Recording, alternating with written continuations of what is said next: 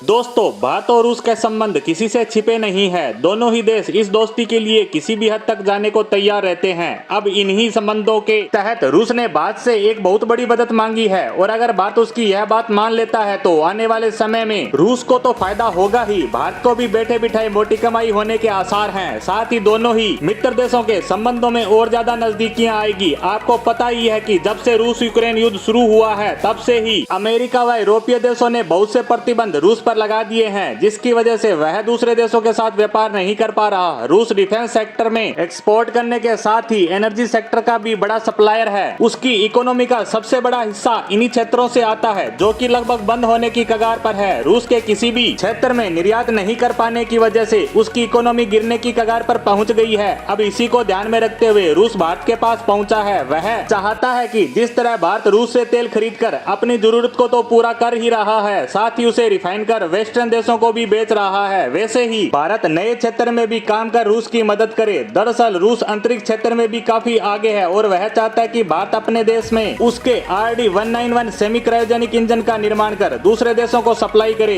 उसने कहा है कि रूस भारत को इस इंजन की टेक्नोलॉजी ट्रांसफर करने को तैयार है। साथ ही रूस ने कहा है कि इस इंजन का उपयोग अपने सबसे भारी LVM-3 रॉकेट के पार्ट के रूप में भी काम ले सकता है, जिससे इसकी पेलोड ले जाने की क्षमता और ज्यादा बढ़ जाएगी, जिससे भारत अंतरिक्ष क्षेत्र में भी नए आयाम स्थापित करेगा। साथ ही इन इंजन का निर्माण भारत में होने से वह इन्हें दूसरे देशों को बेचकर आर्थिक लाभ भी उठा सकता है। इस संबंध में भारत और रूस के बीच बातचीत चल रही है। अगर यह डील हो जाती है तो रूस का सबसे एडवांस क्रायोजेनिक इंजन RD-191 की मैन्युफैक्चरिंग भारतीय कंपनियों द्वारा अपने ही देश में किया जाएगा। इन इंजनों का इस्तेमाल अमेरिकी कंपनियों के साथ ही वेस्टर्न देश भी करते आए हैं। अंतरिक्ष क्षेत्र के हिसाब से देखें तो यह इंजन कुछ महत्वपूर्ण एडवांस टेक्नोलॉजी के इंजनों में शामिल है। इसी के चलते रूस ने एक बड़ा ऑफर भारत को दिया है ताकि इस इंजन का निर्माण भारत में कर दोनों ही देश आर्थिक लाभ उठा सकें, क्योंकि भारत अंतरिक्ष क्षेत्र में कई बड़े बड़े देशों से आगे निकल चुका है। हाल ही में आपने सुना ही होगा कि भारत ने यूके की कंपनी वनवेब के 36 सैटेलाइट अपने LVM-3 रॉकेट की सहायता से लॉन्च किए हैं। वर्तमान की बात करें तो भारत के पास इस टेक्नोलॉजी का क्रायोजेनिक इंजन नहीं है और इसके इस्तेमाल से वह और ज्यादा संख्या में और भारी भरकम सैटेलाइट अंतरिक्ष में भेज सकेगा। वैसे इसरो इस तरह के इंजन को बनाने का काम कर रहा है, जो कि 2000 किलो न्यूटन का सेमी क्रायोजेनिक इंजन होगा।